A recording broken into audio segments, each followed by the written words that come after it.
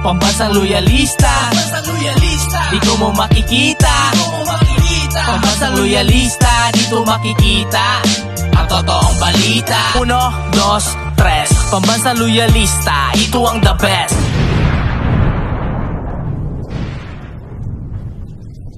Pwede naman kasing strategy lang yan di ba? Gagamitin ko to para malaman ko kung sino-sino itong susuporta sa akin. Merong mga hindi sumuporta. Ayun na, nagdesisyon na ang pangalawang Pangulo. Naisahan kayo. Ganyan katalino ang mga Duterte.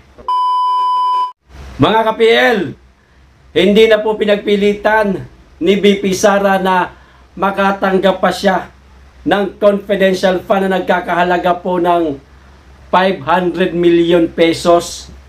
Kasi kanina po, sa pagdinig sa Senado, umatras na po si VP Sara. Hindi niya na kailangan ng confidential fund. Ano kayo ngayon? Mga kume-question sa CIF ni VP Sara. Biglang naabusalan ng bibig ninyo, ano? Wala na kayong maibabato sa kanya. Okay? Tapos na ang issue sa CIF.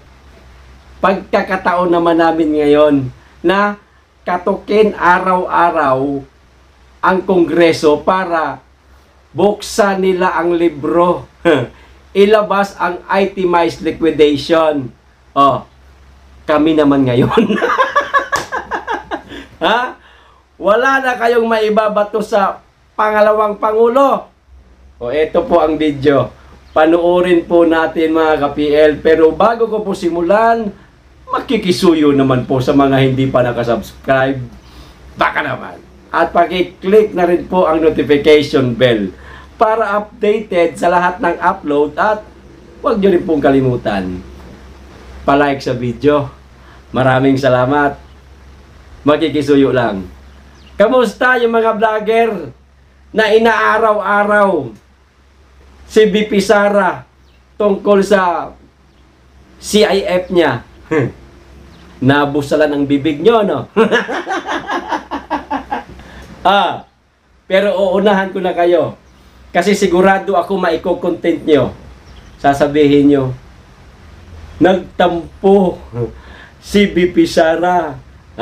Umatras, ayaw nang tumanggap ng CIF kasi maraming kumi-question. Sigurado mga ka-PL, iko-content nila yan. Uunahan ko na kayo. Hindi yan ang dahilan ni VP Sara, kundi ayaw niyang mahati ang bansa. Mag-away-away, magtalo-talo dahil lamang sa CIF na yan. Dahil sabi ng pangalawang Pangulo, kasama po sa sinumpaan nila na wag mahati ang bansa. Eto na ang video. If we can ask the Office of the Vice President herself is here, Mr. President. Is she making an appeal for the restoration of the 500 million confidential fund to her budget, Mr. President?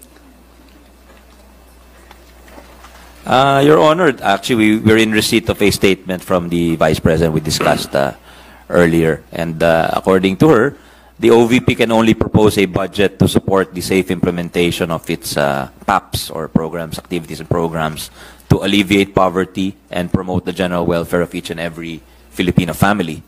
Nonetheless, they will no longer pursue the CIF or CF.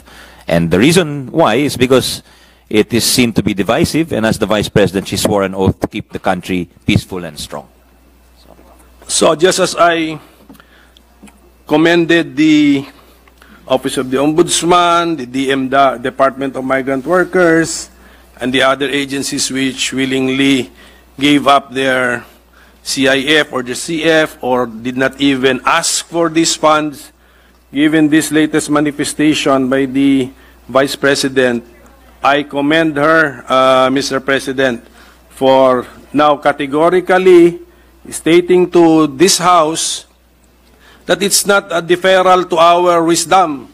She does not want it anymore, Mr. President. So if that is how I understand the statement, I commend the Vice President.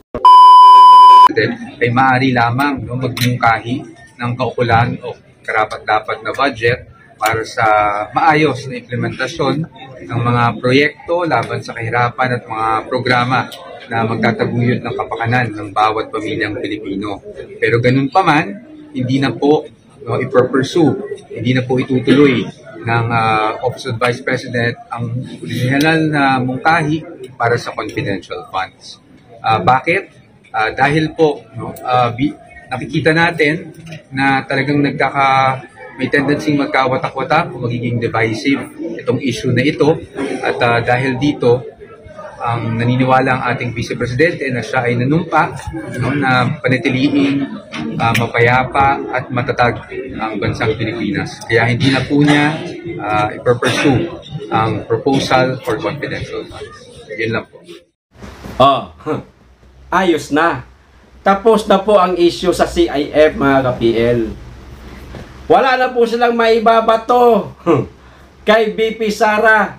Ngayon, tayo naman ang mangungulit. Araw-araw po nating katukin ang kamera para buksan naman po ang libro nila.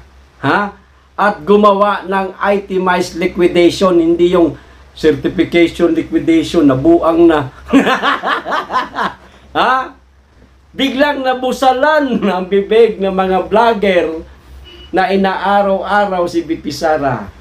Pero maganda sana ang layunin ni BP Sara sa CIF, pero ayaw nyo eh. Di okay lang. Ayun, umatras ang pangalawang Pangulo.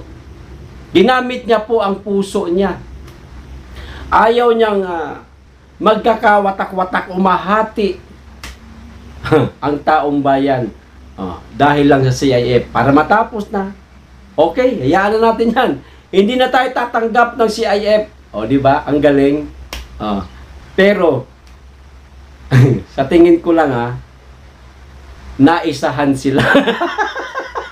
Mga ka-PL, ni BP Sara. Ganyan po kautak. Ang pangalawang Pangulo.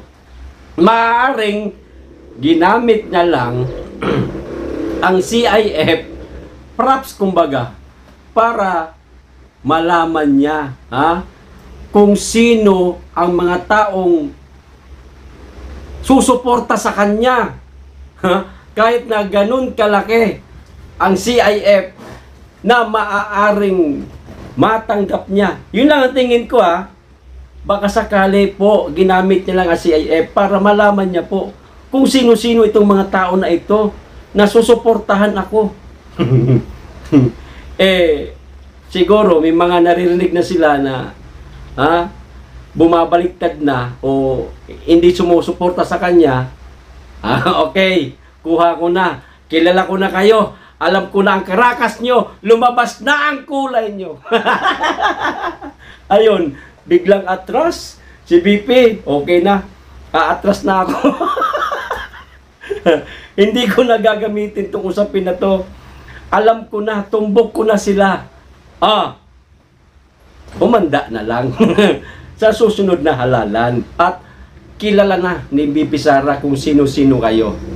Yun lang ang nakikita ko, mga ka-PL Ewan ko lang po sa inyo kung ano po ang nakikita nyo rito. Pwede naman kasing strategy lang yan di ba? Gagamitin ko to. Para malaman ko kung sino-sino itong susuporta sa akin.